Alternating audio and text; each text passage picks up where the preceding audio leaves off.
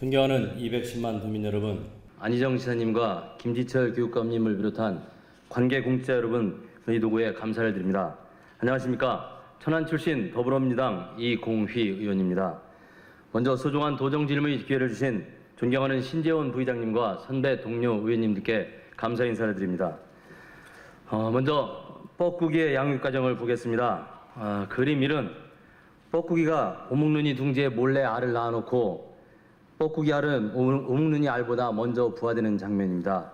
다음으로는 새끼 뻐꾸기가 부화하지 못한 오목눈이 알을 등으로 바깥으로 밀어내어 둥지를 독차지합니다. 그 다음 오목눈이는 뻐꾸기 새끼를 자기 새끼으로 착각하고 먹이를 물어다 주며 정성스럽게 키우고 있습니다. 오목눈이는 자기보다 훨씬 큰 새끼 뻐꾸기 배설물을 입으로 치우고 있습니다. 오목눈이는 다 성장하여 자신보다 10배나 큰 새끼 뻐꾸기에게 여전히 먹이를 주고 있는 모습입니다.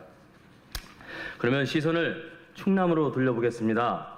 네덜란드 암스테르담에 소재한 ASM이라는 회사가 2006년 ASM 코리아라는 자회사를 충남 테크노파크에 낳았습니다. 충청남도에서는 10년 동안 임대료를 지원해 주기로 약속을 했습니다.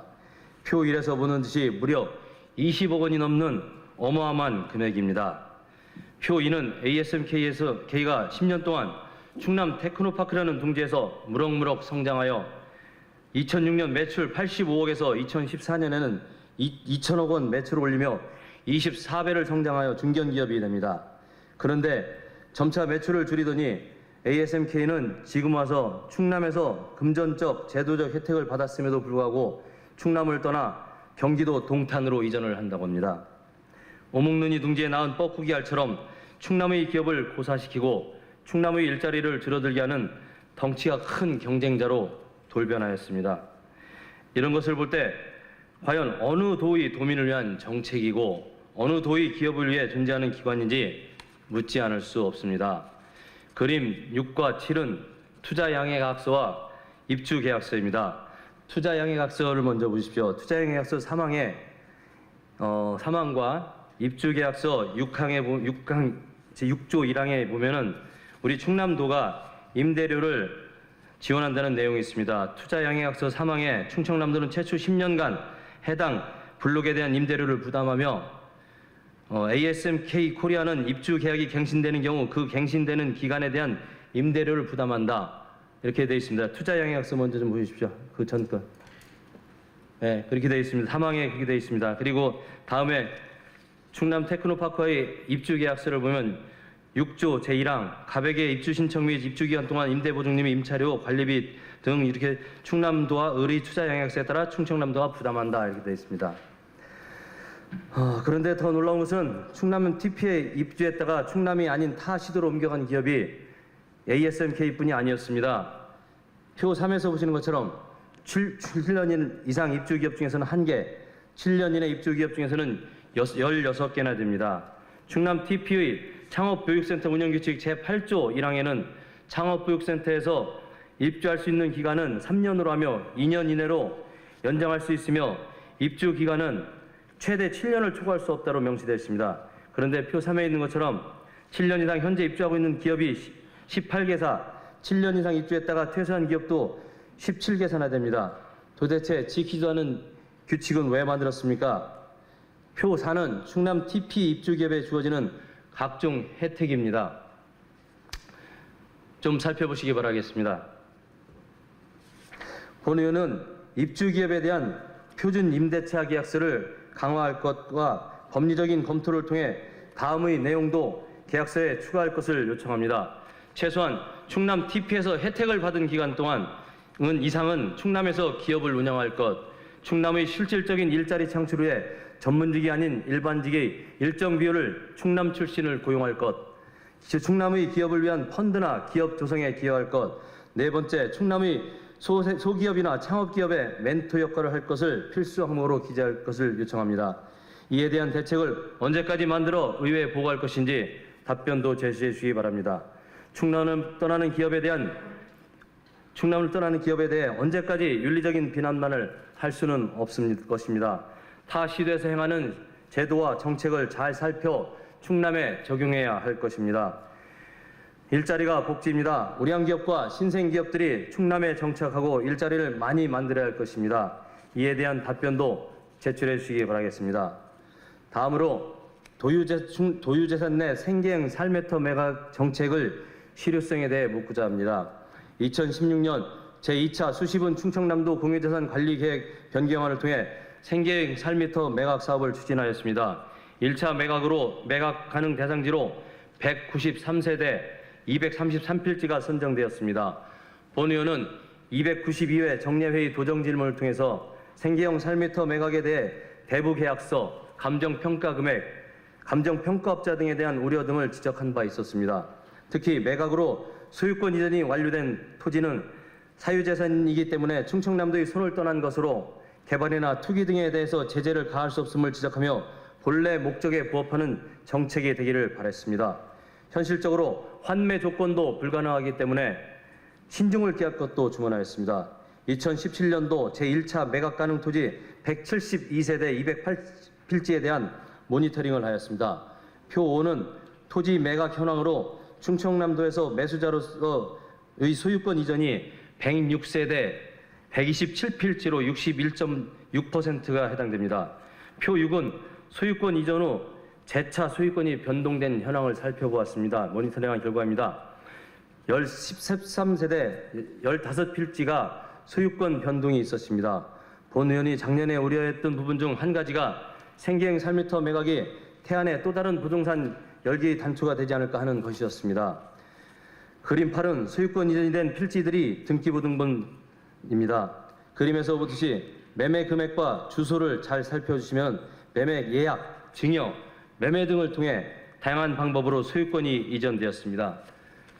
심지어 1차 소유권 이전이 완료되는 날에 2차 소유권 이전도 같이 완료되는 것을 볼 수 있습니다. 과연 생계형 살메터 매각 정책이 정말로 힘겹게 생활하는 도민을 위한 것인지 충청남도 공유재산이 개인의 부를 축적하는 수단으로 오용되는 것은 아닌지에 대한 우려와 이에 대한 대책이 무엇인지 답변을 주시기 바랍니다. 3,393건의 토지와 48건의 건물을 태안사무소 인원이 감당을 할 수 있는지에 대한 구조적인 답변도 바라겠습니다.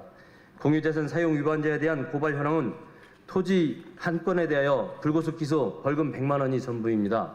본 의원이 작년에 포털 지도로 확인한 것도 몇 건이 있었는데 이에 대한 조치는 한 건도 없었습니다.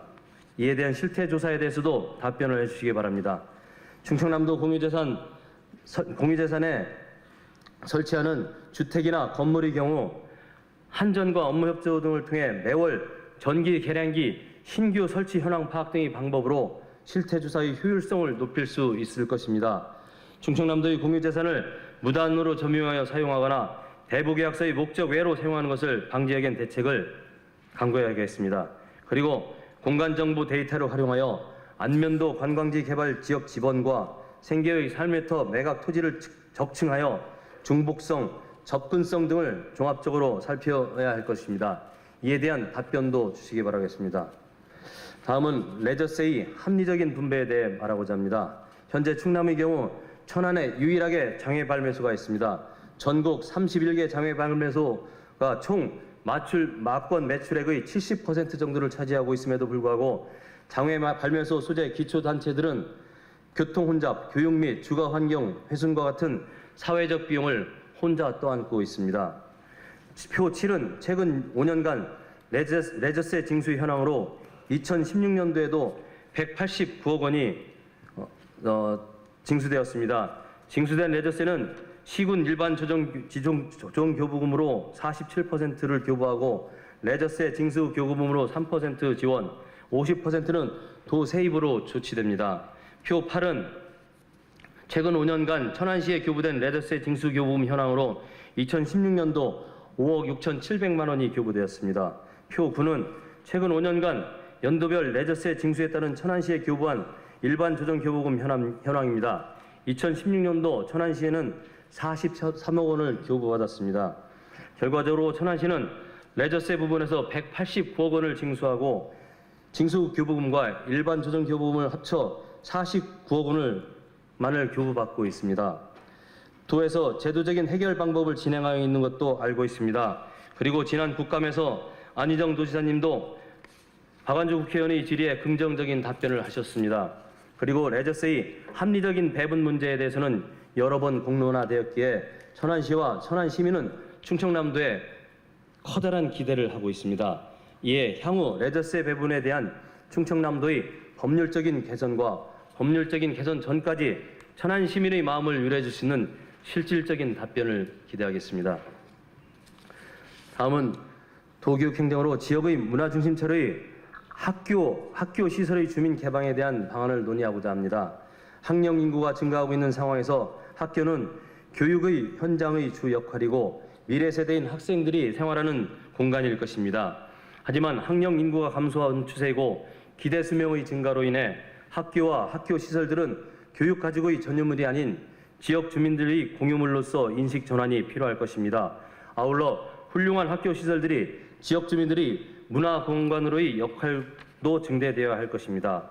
본 의원은 학교와 지역 간의 상호 보완 관계를 알아보자 자료를 조사해 보았습니다.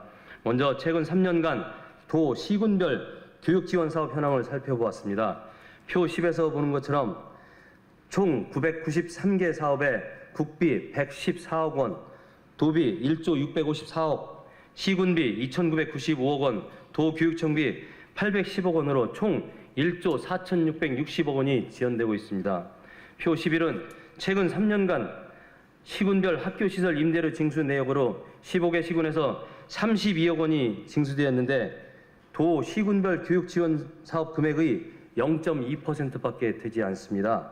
두 수치를 단순 비교할 때 도 및 시군별 지원 체계에서 지원하는 것에 비해 학교 및 학교 시설들의 활용도는 턱없이 낮다고 볼 수 있습니다.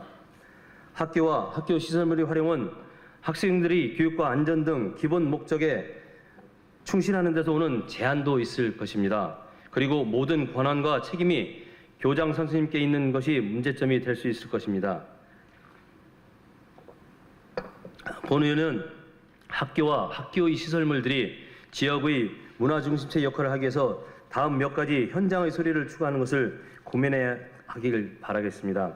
첫 번째, 신설학교가 아닌 오래된 학교에서의 교실과 체육관의 분리 방법. 두 번째, 이용자들과 학교 간의 책임 의무 사항 명확화. 세 번째, 교장 선생님들이 총체적 책임에 대한 부담감 완화. 네 번째, 학교나 학교장을 상대로 한 소송 발생 시 교장 선생님을 대신 대리할 수 있는 법률 자문단을 도교육청에서 구성할 것. 다섯 번째, 학교 시설물들의 이용 현황을 각 학교 홈페이지에 의무적으로 공고하여 주민들이 참고할 수 있도록 조례 등을 제정하는 것. 여섯 번째, 야간 임대 시 외부 용역 업체와 보안 및 시건 장치 처리 등 위탁 계약 시 추가 문구에 명문화하여 실질적인 도움을 줄 수 있는 제도에 대해서 답변을 바라겠습니다. 다음은 2015년도 개정교육과정 정보교과서 내용에 대한 충청남도 교육청의 대책과 준비 사항을 살펴보겠습니다. 조선에듀의 코딩 열풍 기사를 참조했다는 것을 말씀드리겠습니다. 교육부와 전문가들에 따르면 2015년 개정교육과정에서 적용되는 내년부터 중학교에서 소프트웨어 교육이 의무화되는 가운데 정보교과서 내 코딩 관련한 내용이 현 교육과정보다 교과 편제의 64%에 달할 정도로 강화된다고 합니다.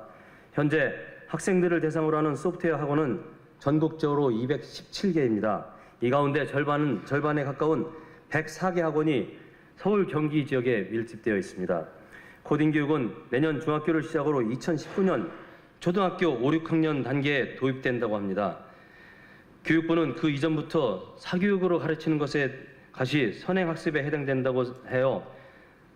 제재를 가하고 있습니다. 하지만 코딩 사교육 업체들은 코딩을 미리 배워야 내신에서 앞서갈 수 있는 것 아니냐는 학부모의 불안 심리를 파고들어 비싼 교습비를 챙기고 있는 실정입니다.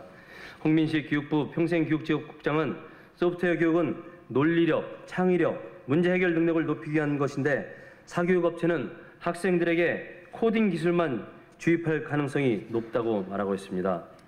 이런 상황에서 우리 충남의 군 지역 아이들이 시의 아이들에 비해 상대적으로 코딩을 접할 기회가 적은 것으로 생각되어 본 의원은 충남의 전산 관련 현황을 살펴보았습니다. 표 12는 정보 컴퓨터 교과 지도가 가능한 교사 현황입니다. 2017학년도 기준으로 충남 도내 중등 교사 중 정보 컴퓨터 교과 지도가 가능한 교사는 정보 컴퓨터 교과의 현재 임용 교사 68명과 복수 전공 및 부전공 교사 자격증 소지자 122명으로 총 190명뿐입니다. 190명으로는 충남의 해당 학생들을 가르치는데 턱없이 부족하다고 생각됩니다. 표 12는 충청남도 대학 중 전산 관련 학과 현황을 시군별로 받아본 상황입니다. 7개 시군 19개 대학에 37개 과가 존재하고 있습니다. 위에서 보는 것처럼 충남의 산지에 있는 소프트웨어 인력을 활용하는 방안을 통해 시군 학생들이 교육 격차를 해소하게 한 방법에 대해 답변을 해주시기 바랍니다. 대학생들에게도 봉사 점수나 경력으로 인정할 수 있는 방법들이 있다는 말을 들었습니다. 이런 부분들을 고려하여 우리 아이들이 충남의 어느 지역에 있든 코딩 교육에 대해서 소외되는 일이 없도록 만전을 기해 주시길 바라면서 내실 있는 답변을 기대하면서 조정 질문을 마치겠습니다. 경청해 주셔서 고맙습니다.